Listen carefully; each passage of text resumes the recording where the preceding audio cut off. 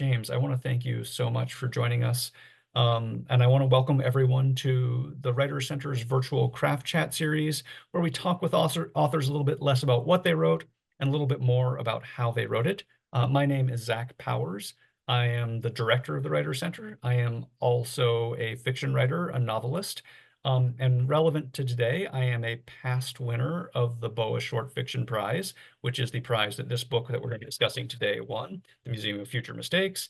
And also two of the stories in my collection that won the BOA Short Fiction Prize were published by James, your publication, now press, as well as publication, the Conium Review, and now Conium Books, Conium Press. Conium Press, yep. Conium Press. We are intimately connected in the stories of our fiction, so I'm really excited for this chat today. But before we get to the chat, I was wondering if you had maybe a brief excerpt you could share from the book, just to give people a taste of what we're going to be talking about for the next hour or so. Yeah, thanks. I'm actually going to read a flash fiction, so I'll be able to get through the whole thing within just a few minutes, to give you kind of a sense of a complete story. But for those who haven't picked up the book, there are longer pieces in here. It's not exclusively flash. There's a mix, including some that you can kind of really cozy up with for a couple hours on the couch. But this is a really short one called Kitchenly Perfection. There's a face behind our sink. Scratch that. There's a face behind the tile above our sink. I hope that makes sense. It's hard to describe, really. We chiseled away all that old tile. We chipped off countless layers of caked-on grime, and there's this face, plain as day. Or maybe not plain as day. It's been overcast lately. Plain as a well-lit two-bedroom colonial. There it is, a human face. Scratch that. It's a head, sort of. It's got dimension to it. It's not like a Shroud of Turin thing. This is a legit face or head or whatever. It has texture. It has smile lines, crow's feet, moles. There are a shit ton of moles. Maybe some are melanomas. The face is so lifelike, it's scary. The dude even blinked a few times. He doesn't talk, though. We're not sure what to do about the face, so we continue our renovations elsewhere, mostly ignoring the face. We rip out the cabinets and replace the trim and change the leaky fixtures and avoid eye contact with the face. We're not heartless, though. We occasionally offer the face sips of water and bites of food, but he never wants any, so we keep to our tasks. We talk in hushed tones, even though I don't think the face person can hear us. His ears are still mostly covered in plaster. We research the previous owners of the house and learn nothing. Scratch that. We learned something. We learned that this house was owned by a widow. We learned that she was involved in the Underground Railroad. Actually, that gives the wrong impression. I should clarify. This widow was involved in stopping the Underground Railroad. She ratted out all the abolitionists in town. So we did learn that a Civil War era jackass used to live here, but we didn't learn anything that has anything to do with the face. We take photographs of the face and pass them around town. The flyers start out rather plainly. Have you seen this man? And do you know this man? Eventually, our captions grow more desperate. Why the fuck is this man in our wall? And is this man even a man? And is he alive? And is this some kind of sick joke? We've avoided the inevitable long enough. We pace back and forth in front of the face for hours. We take turns holding the sledgehammer. The rest of our renovations are completely done. The countertops sparkle, the new fridge vibrates gently. The cabinets glide open and closed, revealing several Lazy Susans and adjustable shelves and special hook thingies for wine glasses. It's all so perfect. But the crumbling naked plaster above our sink lingers. This is the last thing standing in the way of our perfect kitchen. And once we've achieved this kitchenly perfection, everything else will fall into place. I will poach eggs for breakfast. You will bake tarts for dessert. We'll host fancy parties around the center island. We'll laugh into our martini glasses while eating hors d'oeuvres. We'll glue felt to the bottoms of all our kitchen chairs so we don't scratch the new hardwood floors. We'll wipe down the stove after every use, just like the manufacturer recommends. We'll brush our teeth in the sink for good measure. But we won't do any of those things with a face behind our sink or above the wall, above our sink, or wherever. This kitchen is everything. This is what will make us love one another. We both sense it. Without this kitchen, we are just two strangers fucking in the dark. We inspect the mole-covered face one last time. He still doesn't speak. He blinks once, nothing else. We tell each other the face person must be brain dead. We tell each other he won't feel a thing. We tell each other that is our wall and we can demolish it if we please. We tell each other everything we want to hear. Thanks. Thank you. Thank you. So in your own words, who the heck are you? Yeah, I'm a writer, editor, and teacher from Portland, Oregon. I mean, that's the simplest version of me. Yeah, I don't know. That's it. I Well, accept it. I accept simplicity. there's more to it that I could ramble on about, but let's just keep it there. Maybe it'll come up later. Yeah, I think it Um, will. So the first question we like to ask all our guests, since this is a craft chat, is where does thinking about the craft of writing fall into your writing process? In other words, when are you most aware of the more mechanical parts of the writing process versus maybe when are you more free-flowing or intuitive? Yeah,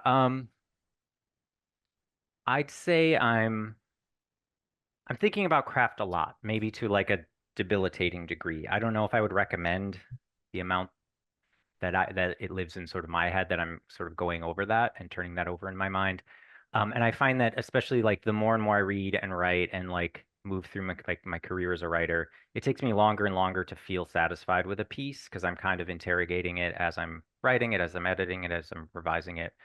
Um, and that helps strengthen the piece, but there's like I said, it can get a little debilitating. It's a little bit much sometimes. I would say, though, I feel more in a sense of kind of flow in that middle space when I'm actually just pouring it onto the page.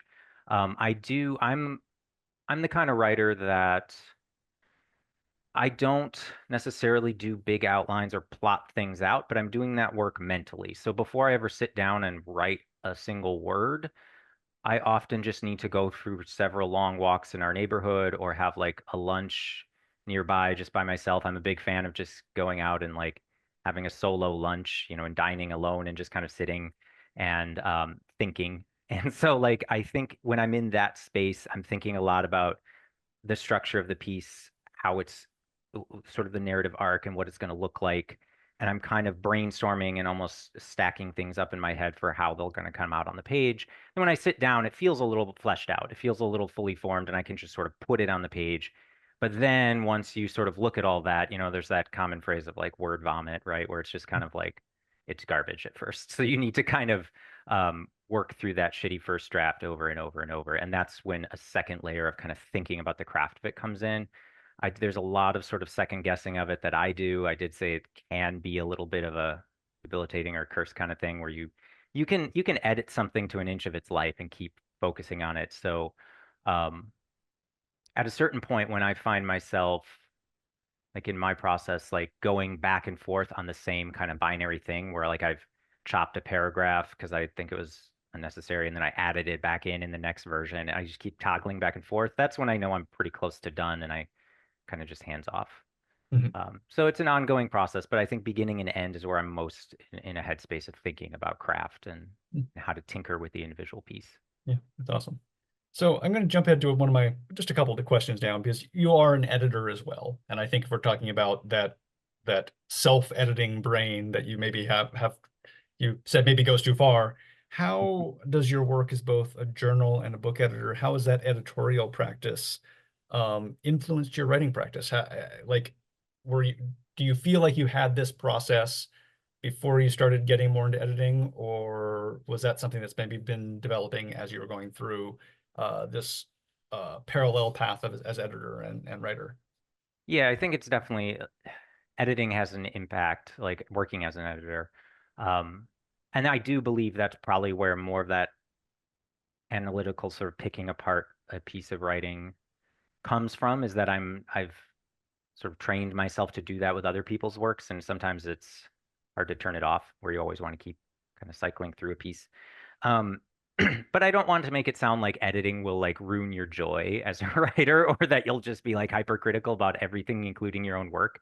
I think for me, being an editor has definitely strengthened my craft because um, it forces you to like kind of just stop and actually do the reflective work, the deep kind of internal work to be able to articulate what you like about a piece, why, where you think it could be strengthened, um, and really start to kind of lay that all out in front of you. And it helps you really just like discover your own voice. Like even as you're helping people hone their own voices and wanting to respect that writer's vision and um, sort of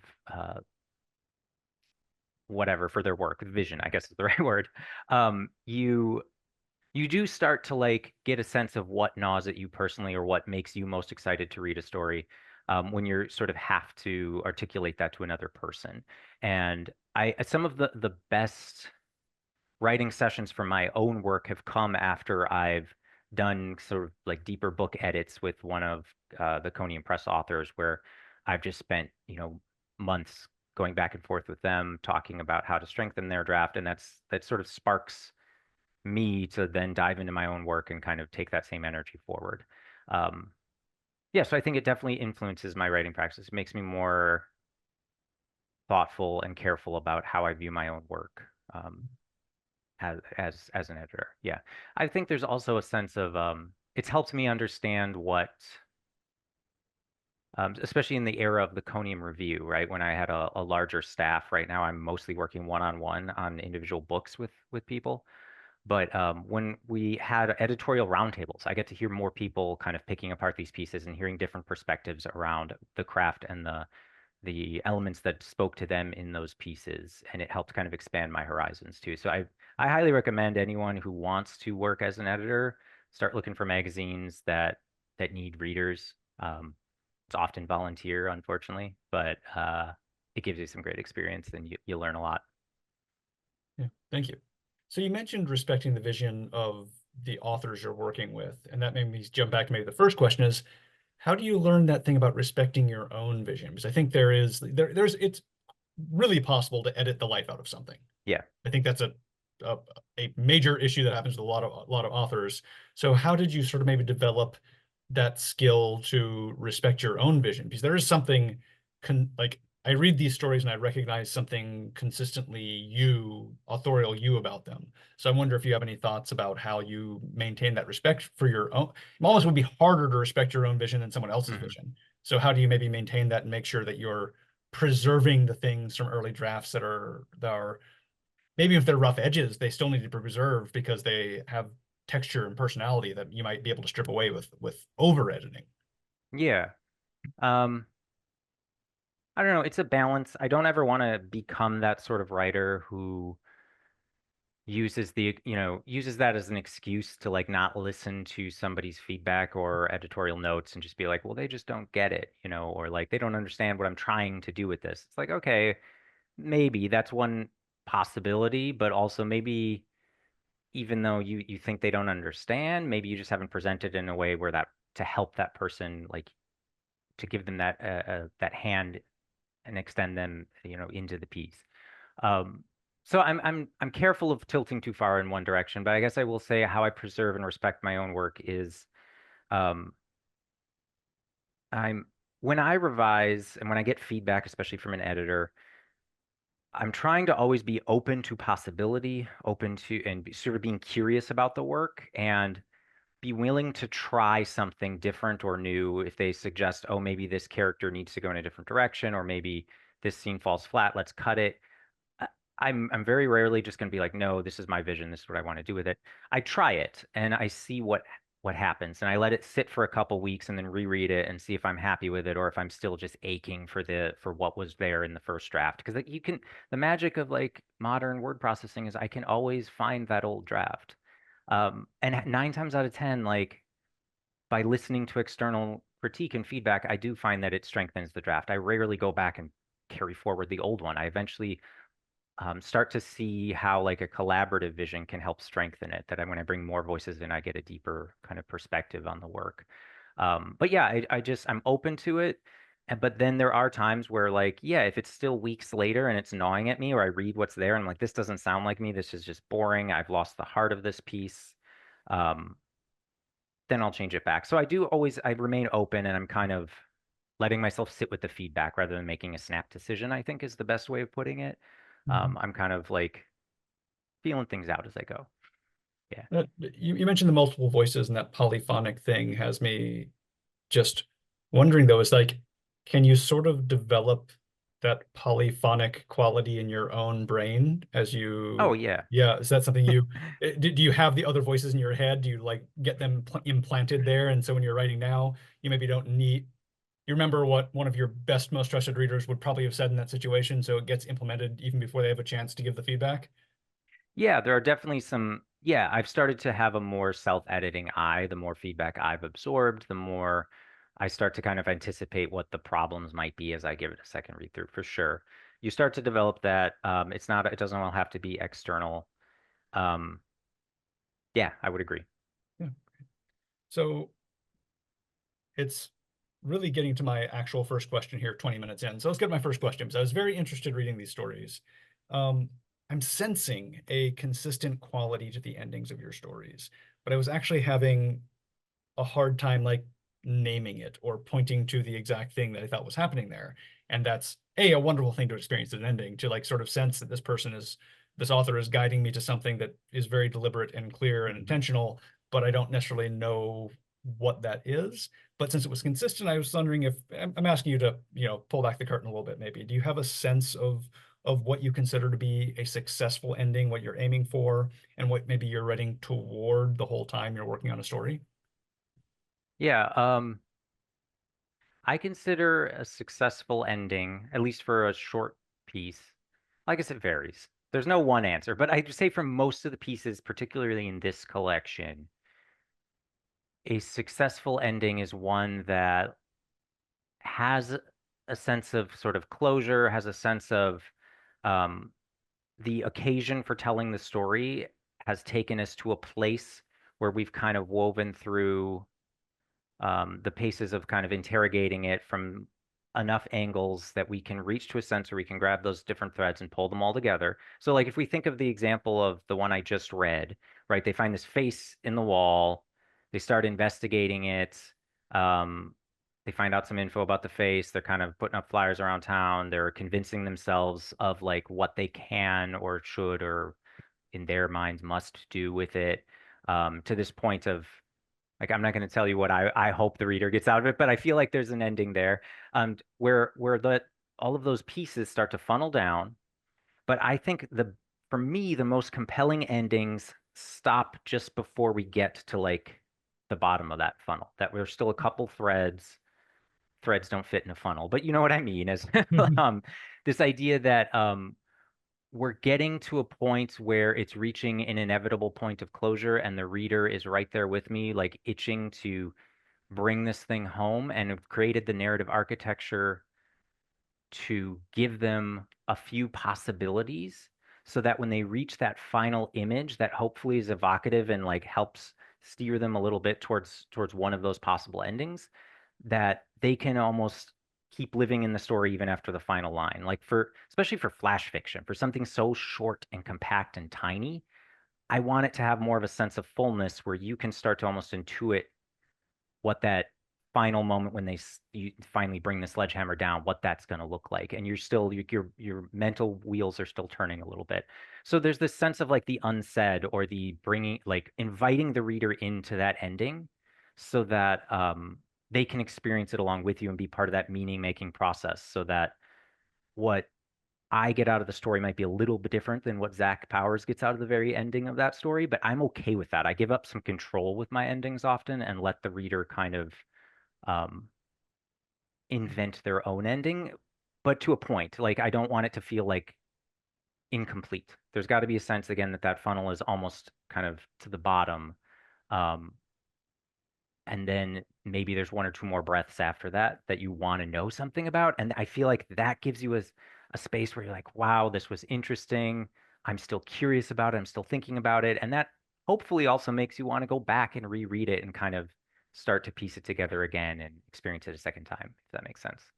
Yeah, I mean, the part that resonated just then in terms of what I maybe was feeling reading the stories was that sort of ceding control quality. As an Yeah. author, you're ceding control. Like there is this moment where I am maybe not guided in the way that sometimes ending guides you, and maybe too, we're not doing the technique of maybe the surprising inevitable ending, which is wonderful. I love a surprising inevitable ending, but Hmm. it's a commonplace technique used to conclude a story. So maybe that I think that seeding control aspect is that was where my curiosity was and the thing I was having trouble putting a phrase to. But now that I'm like the seeding control, I can put a phrase to it and sort of see. And it's a really interesting way to end stories. And I don't think, I mean, maybe not unique to you, but certainly not something that you see as often as maybe other ending techniques. So it's really nice to A, see it and also see it employed or deployed consistently across the story collection. So that was really fascinating to me. Um, so we've talked endings. Let's talk structure a little bit more broadly, and let's go ahead and hit beginnings and middles and hit them together. So, how do you look at the large scale structure of a story? What makes a story propel forward at the beginning, and then what sort of keeps it moving in the middle, the dreaded middle of anything? Yeah. Um, the well, it's very different for Flash versus like a traditional short story, which there's plenty of traditional length kind of pieces throughout this collection. Um, but I'd say pretty broadly, what propels it forward at the beginning is usually I like to start my stories with an evocative kind of image or idea or something to kind of pull the reader in to sort of kick open a door and be like, welcome inside. Here's sort of this house that we've built, and here's these rooms we're going to explore. And like it's sort of extending that hand to the reader and being like, welcoming them into the piece kind of gradually. Usually with something that like makes them want to cross the threshold because they're curious. I want to spark curiosity with the beginning. So like, with a flash fiction, you're usually in and out real quick. And if like in that example of the one we just heard, like it starts with, we found this face. In other ones, we've got I won't run through the collection, but most pieces start that way where there's just like a thing that you're like, okay, tell me more. That's interesting. I find that's effective, especially in the speculative phase space or in kind of a magical realist tradition to kind of orient the reader quickly. There's a few pieces in this collection. They're more of a slower burn as far as stories go. I think that can work to sort of ease a person into it, but I'm a big fan of like go big or go home right away kind of. Um, because when I tell you there's a face in your wall, I personally am more interested in being like, oh, tell me more. I want to see where that goes, rather than just like, there's a family sitting around eating dinner. Someone said, pass the chicken. Like, it's like, okay, fine. Like that's nice tables, it's literal table setting. Like it's not gonna grab me in the same way. So I'm always looking for that spark at the beginning. Um, and then I kind of back engineer a little bit of some grounding. You can't just throw weird thing after weird thing in front of a person, or it starts to get disorienting, right? You want to pique the curiosity, but then settle into something a little bit familiar that people can start to kind of um, feel like this exists in a world they can understand, that it's not weird just for the sake of lots of weird shit that goes nowhere. They start to see the story unfold in front of them.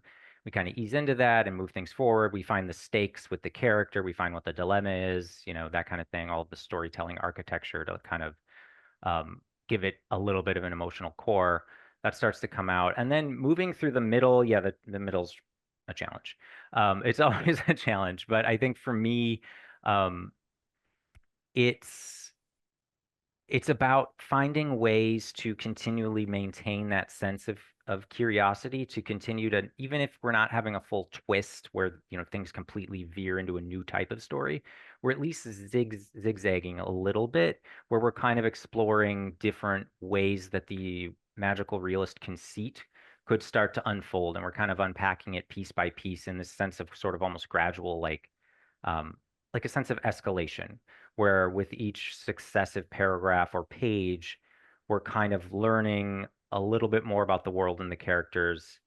And it's hopefully getting stranger as it goes. After I've grounded the reader in something they understand and something that feels familiar, I want to keep layering on top more and more unfamiliar things until we eventually get to this place where it just sort of erupts and kind of becomes the climax.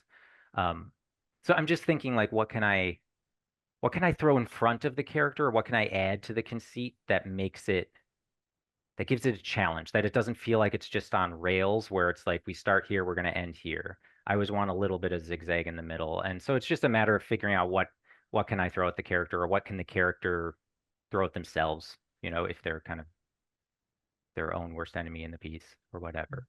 So it's just keeping it interesting with more conflict. You just got to keep sprinkling in doses of kind of conflict and disruption for the character. Great, thank you. So you mentioned sparking curiosity, and we brought up too that we read the first story, but we didn't address completely that there is a speculative bent to the stories in this collection. Should state that. So the author Karen Russell once referred to writers working in the odd and fantastical as team weird. Karen, another Portland writer, so keeping our Portland connection strong. I think you might be a member of Team Weird, so as a proud member myself, I want to turn to the speculative weird fiction maybe realm that we are working in.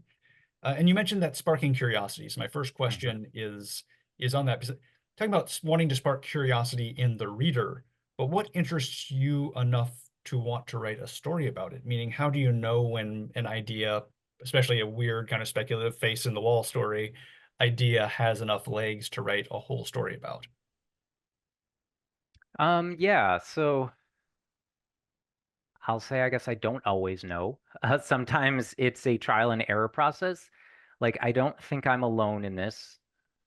That I have a whole, folder of false starts or like stories that never went anywhere that I thought was a really cool idea. When I came home one night, I was like, man, I'm gonna write a story about like, I don't know, somebody whose like face turns into a bunch of bees or something. I don't know, something stupid. And like it turns into nothing. I That's mean, that amazing. That sounds could stupid. be interesting, but like the conceit sometimes just dies when you can't, when you start again, I do a lot of that mental brainstorming, and then when I feel like I'm at a place to maybe put something on the page, sometimes it still falls flat and I just scrap it. And what what it usually is for me is like, yeah, I have lots of ideas that are vaguely interesting, but it's whether or not I can find an avenue for character and for kind of like a deeper metaphor or like an emotional core to the piece. Like it can't just be strange and mean nothing. Like, okay, like, for example, there's a piece in the collection called My Fingernails Are Haunted, which is, about somebody who's got a ghost that lives like just in their fingernails. It's kind of like a B story ghost, like not a good ghost, not one that's gonna like haunt the whole house. They're kind of like a loser ghost that just has to live in your fingernails and whatever. So like they're dealing with this, and like that's a cool premise, the idea of like, oh, this sort of ghost is in this unconventional place that they're haunting. But like what does that mean? What does that do? What is that a vehicle for? And so that one turns into like this metaphor for like giving voice to the character's anxieties and insecurities about themselves and their bodies, and they soothe the ghost by getting manicures and stuff like that. It's like, so it becomes this reflective thing for the character and becomes this pathway to explore, the ghost when it's not happy, it starts shouting all these like really insecure, anxious, terrible things at the person. And so it becomes this way of like giving voice to like a deeper emotional sort of core. It becomes a little more character driven. And I wouldn't say all my pieces are character driven, but there needs to be that central character for it to have, as you say, have legs, right? Like I want to find a conceit that I feel like can tell us something about who we are as people or the world around us. Because a face that turns into bees, I guess that's the metaphor. That's what I'm going for right now. Like that sounds fun, but if I don't know what that means, it's not a story. It's just like a kooky idea. So like, yeah, figuring out what does it mean and how can I convey that to the reader. So that's how I know when I can actually look at it and identify, oh, here's what it means to me. And maybe the reader won't get exactly that out of it, but if I put all the pieces in place, hopefully they'll find something they can identify within it. Then it becomes less of an idea and more of a story, if that makes sense. Yeah, so the meaning thing and that identifying the ability for it to be identifiable, identified by the reader as somehow meaningful is interesting because I feel like for me, like when a weird speculative conceit hits is when it connects for me as the writer to something quotidian. Almost I mean, it becomes allegorical, metaphorical. Yeah, There's a time at which the whole story then becomes allegorical in a way because the conceit itself is and is meant to expose something in a way to something in a way it allows me to expose something in actual regular real life in a way I couldn't have done, at least personally, writing about regular real life. And I'm wondering exactly. if, Yeah, yeah, yeah, yeah, exactly. That's what I mean. That's a much cleaner way of expressing what I mean about this idea of finding the core meaning. Like, yeah, um, and I recently had someone else ask me about that in an interview thing I was doing, and they were coming at it from the question of like, is this the type of meaning you're hoping readers will come to at the end of this piece? Um, and usually I've got that in mind, but I'm very careful to not overplay my hand when I'm writing. Um, I think the best speculative or magical realist or kind of weird stories leave a little bit to the reader's imagination too, where we don't tie, again, with that endings thing, we don't tie it up with a bow and be like, this story is about grief, yeah. or this story is about like whatever, right? Like I can look at it and know that that's what I intended, but I'm hoping the reader experience that there's possibility for readers to experience a couple multitudes within the piece. Yeah. I mean, I don't even know if I know that sometimes. Like, Yeah. this feels like it means something. I'm going with it. And if Occasionally, yeah. I mean, I feel like with the one that I just read too, yeah, that's one where I'm like, I got like five things that one could be about. And they're all fine to me, and I'm okay with any of those interpretations. yeah. There's a few I can point to, like the grief example. There's a grief story in here, and I think that one's a little more on the nose, but I'm usually trying to hold that back a little bit when possible. I mean, in a way, yeah, I'm almost like I like it when I don't know exactly as the author. Like I have a very clear sense that there is a connection between the fantastical and the real that is meaningful. But I want that feeling, but I don't necessarily want to interrogate it enough to get beyond just the sense of, yeah, that felt right. That felt like it meant something. Hope it does. That's as far as Mhm. I go sometimes. So we have a question in the chat. I just want to remind people that if you have any questions, please type them in the chat window and we'll get to them as they come along. So first question in the chat is, how did you decide on the title? Yeah, the title, Museum of Future Mistakes. It's a it's the title of a piece in here. There's literally a piece called The Museum of Future Mistakes, the first story in the collection. And in that one, it's exactly what it sounds like. There's a museum that you can visit, and actually all the exhibits in the museum kind of show you a mistake that you're going to make in the future. Um, so of course that kind of plays with the narrator's head a little bit, and they kind of get tripped up based on the exhibit they see. They're like kind of get some anxiety around like, oh crap, I don't, that's a big mistake I'm going to make. Um, so that's like the piece that it's named after, but the reason I chose it for the entire collection um, is really I feel like there's several core themes in the book, right? When I'm thinking of how to organize a collection and which stories fit, I'm trying for some thematic cohesion, and one of the threads that runs through all the pieces, or most of the pieces, is this sense of like um, a longing for kind of a lot of the characters are longing for connection to other characters. A lot of the characters are kind of grappling with, well, I'll strike that. I think the big way the Museum of Future Mistakes fits in is there's a lot of characters who are dealing with, as Zach was talking about, strange things, weird things, team weird. Weird stuff happens to them, and they're having to deal with it. And that creates a lot of disruption in their lives, a lot of anxieties, a lot of worries about like, how do I grapple with this thing that is so unexpected in this moment? And so it's really each piece almost becomes an exhibit in this larger museum of like all these different ways that your life could go wrong based on things. Like, so there's a lot of characters up in their heads with a lot of worry about their mistakes and their anxieties. Um, And it almost becomes like each piece is just another example of that. I hope there's different permutations of that. I hope it doesn't feel too one note, but that's a big reason I chose that title. Was that the title from the very beginning? Did you know once you put this collection together? That's nice. That was the title. I was, as I said, I'm always open to feedback. I was, willing to discuss that with Peter Connors, the editor of BOA, but he loved it right away. Like he was like, one of the first things when he called me was like, he's like, we're not changing the title. That's good. So Peter switched my title out, so I can't say anything. It was another story in the book, so it wasn't like it was yeah. a title I disliked, but yeah. Um,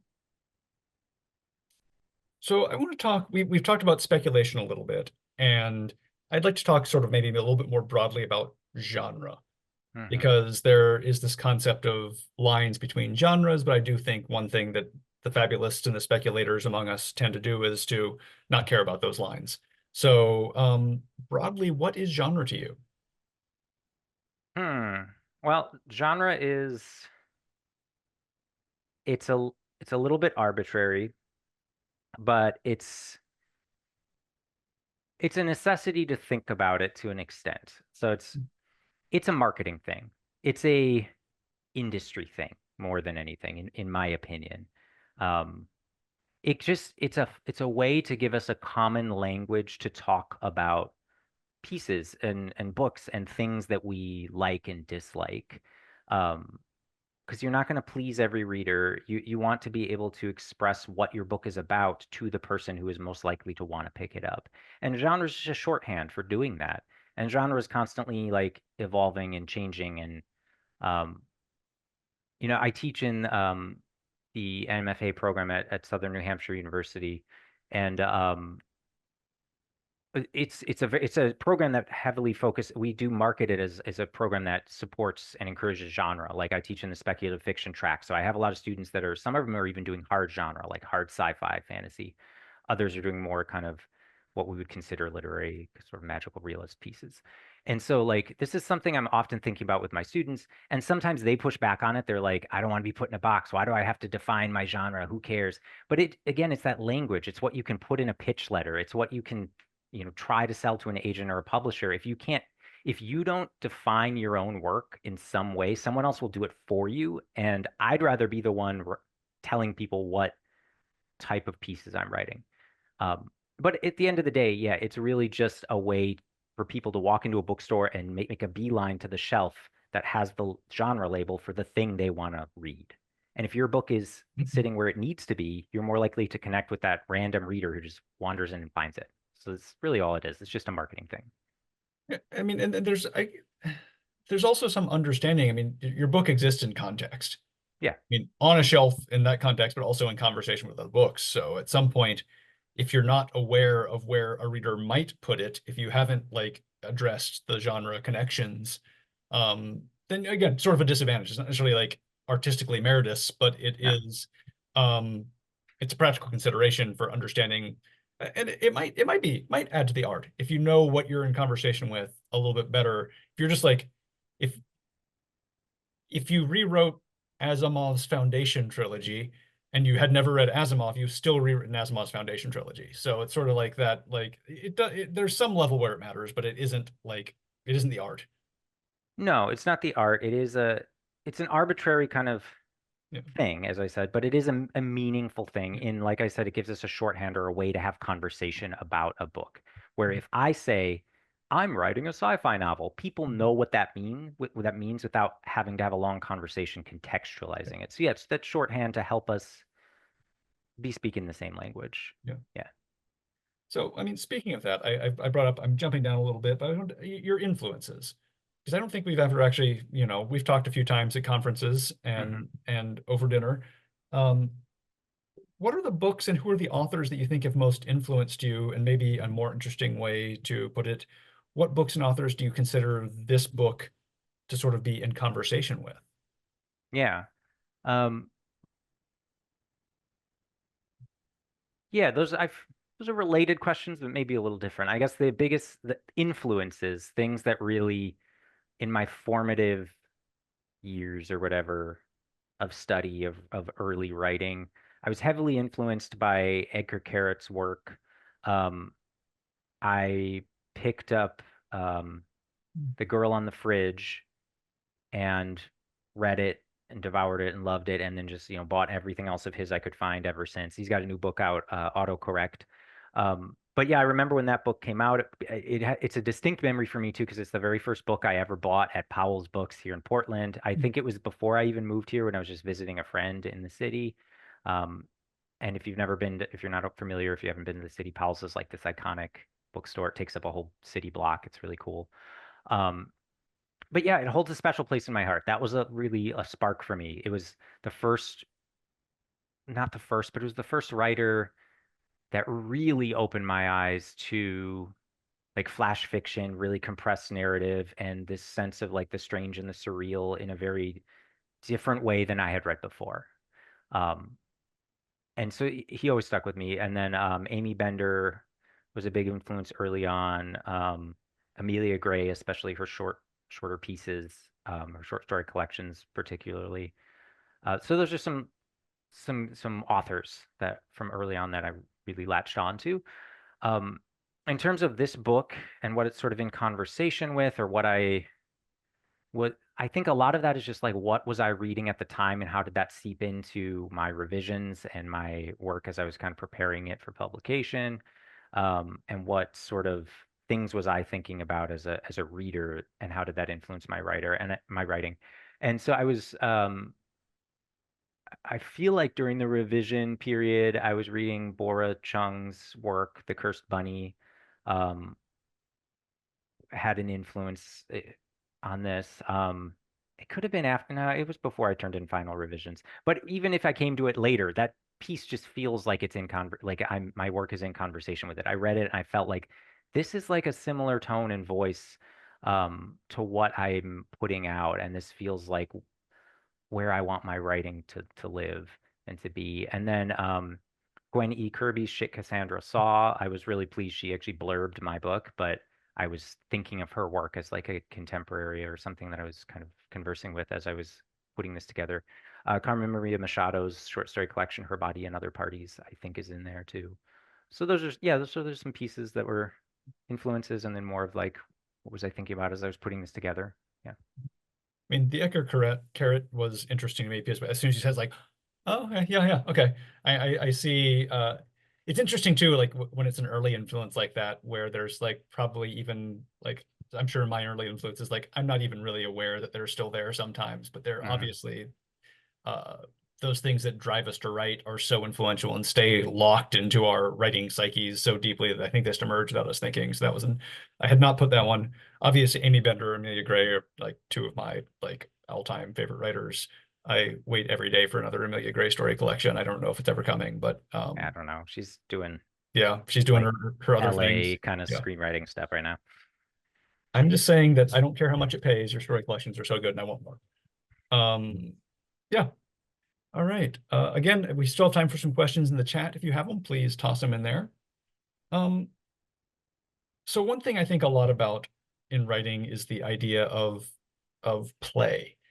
And I think for me, I would consider this, there's an element of play in the stories here that you're willing to play. That doesn't mean there's a difference between seriousness and respectfulness. I would say these stories do not always focus on seriousness, but I think they're very, very respectful of their subjects. And to me, respect is the important part. Seriousness is almost an affectation at times. Um, so it feels like you enjoy creating these stories, which is good, because that means if I feel that when I'm reading something, I also feel like that means I'm enjoying reading them. Speaking of Amy Bender or Amelia Gray, the two authors I think are amazing at having that sense of enjoyment in their writing. So I mean, is it accurate that you enjoy the process of writing and revising, as we've covered a little bit earlier? And if so, how do you transfer that energy from the process of writing onto the page so that me, as a reader, gets to sort of experience it secondhand? Yeah, I think I do enjoy writing and revising to an extent. Yeah, I feel like you have to, or you should. I shouldn't say that. You don't have to. Plenty of people maybe don't, but like I like it. I feel like that's an essential element. If I don't enjoy writing, like what's the point? I don't think I'm enough of a narcissist to feel like I have like this grand, like my voice must be heard, and that's why I'm writing. I'm just, if I'm not enjoying it, what am I doing here, right? So I definitely love it, and I appreciate this question around a sense of play, of playfulness, of you talk about being respectful even if you're not being serious, right? Like we often think of like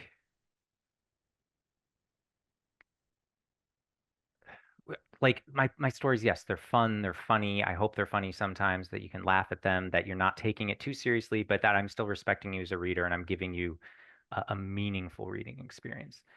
And I think how that translates to the page is um, that sense of play, or that sense of curiosity. Like I mentioned curiosity a few times, like for the reader, I think that's how I'm injecting some of that sense of play in there. Is like, or I mentioned how in endings, like I'm often giving you just enough, but encouraging you to create that final sentence in your head as a reader and invite you into it.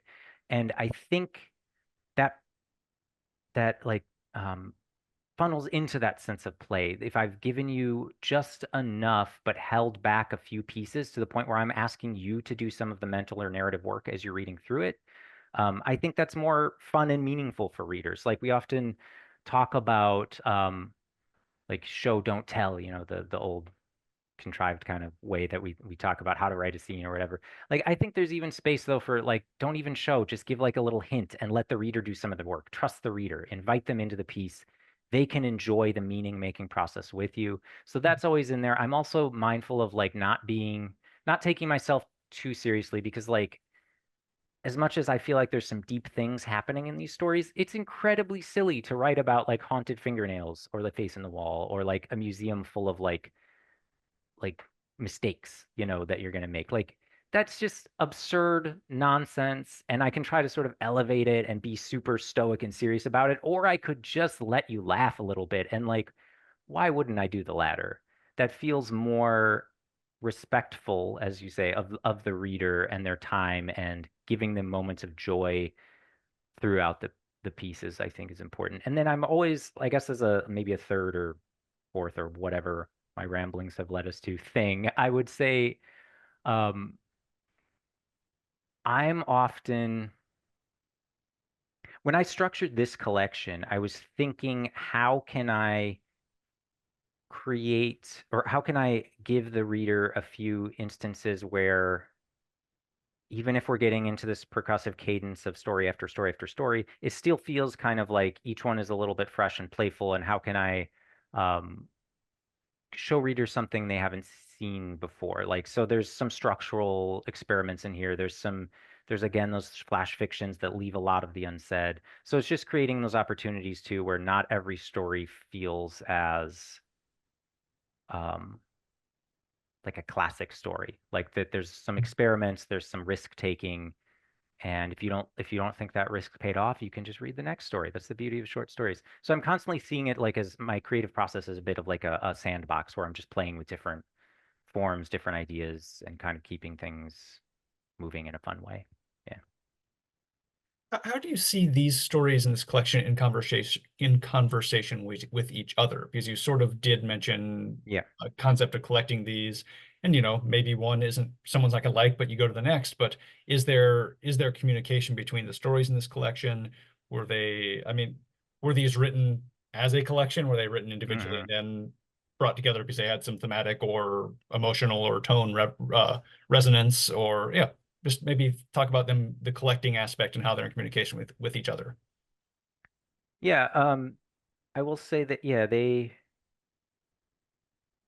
it was sort of written as a collection. Like I consider myself like primarily a short story writer, even though this is like my debut book length short story collection. I've had some chapbooks and a novella before this, but like this was always like the gold standard or star, like out in front of me. Like I want to put out a short story collection. So as I was writing, I was thinking, how does what I'm writing today fit in conversation with the things I wrote a few months ago, and how is this all going to fit together and make a collection? But it was definitely a very meandering kind of process. I some of the pieces in this book, I think the oldest one is the elevator elf, and it's probably like at least a decade old at this point. And Mhm. it's been worked on since then, but that was like the genesis of that piece. And I think physical therapy is another pretty old one. And then there's some that are really fresh and new, and some that are kind of in the middle there. And so it's not like I just took all the short stories I ever wrote and smashed them together and like, here's a collection. I definitely had this ongoing iterative process of this running document of the pieces I was writing, and things would fall out and new things would come in as my voice has evolved over the years.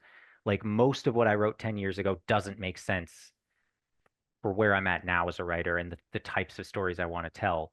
So I definitely was conscious about, again, creating some common themes, but still keeping enough surprises along the way that it didn't feel like it one note or like you're reading the same story, 20 different times.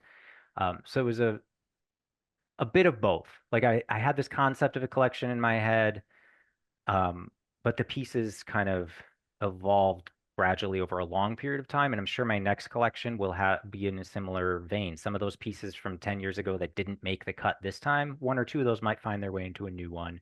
And it's constantly, you're just looking at your body of work and being like, what fits for what I want to do in this moment.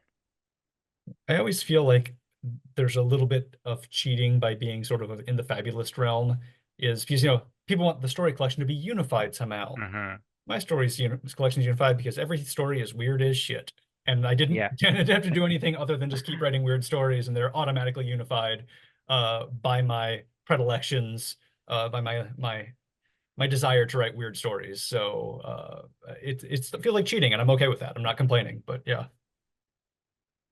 True to an extent. I feel Yeah. like that is a binding theme. But like some other things, like there's a strong sense of place, I think, in a lot of these. Like Mhm. we haven't really talked about Portland, but like, there's a lot of stories that are set and grounded in the city that I live in and have this strong sense of place. And in the Pacific Northwest, there's a lot of sort of relationship stories where we're dealing with people struggling through kind of a moment, either in a romantic or non-romantic relationship. But there's a lot of those kind of.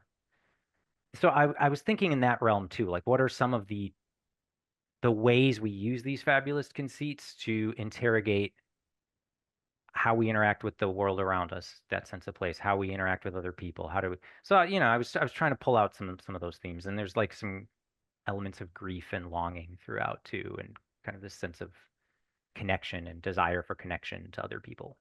So there's a lot there, but you're right. It's also just you could slap them together and be like, this is it's a bunch of weird stuff. Um, yeah. But I also found when I was putting this together that I didn't want. I'm sure you've probably experienced this with like writing strange, fabulous stuff that sometimes you hold up two pieces that even though they each have a different weird conceit, they're kind of a similar enough allegory, if we're talking that allegorical kind of way of Mhm. thinking about magical realism, to the point where I'm like, okay, we've already done that kind of story before. I don't want to do it again in this piece or in this collection. So it gets No, shelved. absolutely. Yeah. I mean, it feels like sort of as a writer, you should have moments where your stories, like, I mean, Borges's thing, like literally would use the same passage again Hmm. later. But just like, it's not the same thing. But at the same time, we should also recognize when we're doing the same thing, and that's okay. It's okay to try the same thing straight. Okay to publish 5 stories doing the same thing, maybe not in a single story collection, Yeah. but it's okay to riff on those things that interest you and develop in, because even if it's on the same thing, every time you approach it, you're going to get more nuance. It's revision. It's revising your own thinking. It's a process of revising yourself as a thinker about the subject that is obviously important to you. Yeah. Yeah. No, I agree. And there's Yeah. like, just in terms of like interrogating the same thing from different angles and like liking an idea and wanting to see what sort of stories blossom out of it. I will say too that like one piece that didn't make it into the Museum of Future Mistakes was the Museum of Lost Objects, this other like strange museum that we could explore. It might find its way into another collection, but like there's actually a couple other failed museum stories that maybe I'll tinker with or they'll never see the light of day. But yeah, sometimes I get stuck on an idea or not stuck, but like want to revisit some sort of concept. Or like the fingernails haunted one. There's another piece I have called like My TV is Haunted. It just probes hauntings. And I was like, I don't want to put two haunting stories in the same collection, Yeah. but maybe there's a place for that in the future. Yeah. Yeah. Great. So we're right here at the end. So I do want to go to our final question, which is, what's one piece of advice you'd give to a writer just starting out?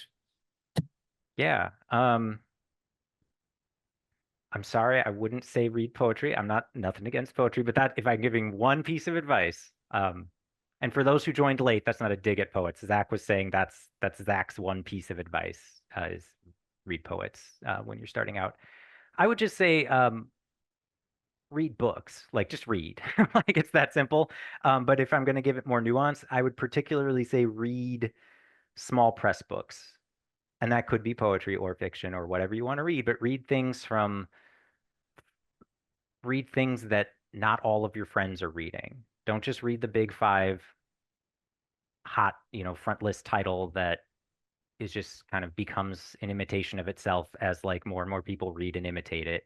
Um, yeah, just small press books, the small presses are doing more interesting things. At least personally, I think they are. So read books, read small presses.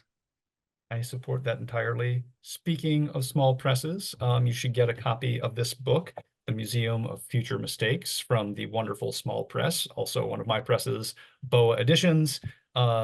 James, this was really, really great to talk to you.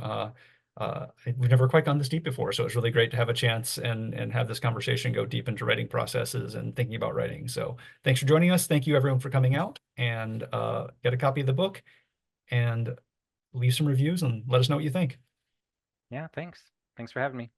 Have a good evening, everybody.